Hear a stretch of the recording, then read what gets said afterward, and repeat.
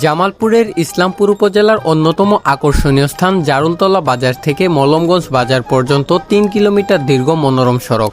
দুপাশ জুড়ে সারি সারি গাছ, চারপাশের খালবিল আর সবুজ প্রকৃতির অপার সৌন্দর্য।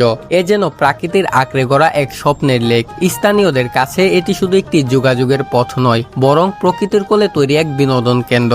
যে কোনো পথিক এ পথে আসলে কিছু সময়ের জন্য থেমে যান। কেউ ছবি তুলে রাখেন স্মৃতির অ্যালবামে, কেউ আবার বিকালে জমে ওঠা গানের আড্ডায় উপস্থিত হন। প্রকৃতির এমন পরিবেশ ছোট বড় সবার জন্য আনন্দ আর বিনোদনের উন্মুক্ত আসর হয়ে উঠেছে। প্রতিদিন শত শত ভ্রমণ পিপাসু ছুটে আসেন দূর দূরান্ত থেকে। এখানে বসেছে ভ্রাম্যমাণ দোকান, যা ভ্রমণের আনন্দকে আরো বাড়িয়ে তোলে। তবে পর্যটকদের জন্য স্থায়ী বসার ব্যবস্থা না থাকায় অনেক দর্শনার্থী ভোগান্তিতে পড়েন। স্থানীয়দের দাবি দ্রুত বসার জায়গা ও পর্যটক বান্ধব পরিবেশ নিশ্চিত করা হোক, যাতে সবাই স্বাচ্ছন্দ্যে সময় কাটাতে পারেন। প্রকৃতির অপরূপ সৌন্দর্যে ভরপুর এই জারুলতলা মলমগঞ্জ সড়ক ইসলামপুর মানুষের গর্ব।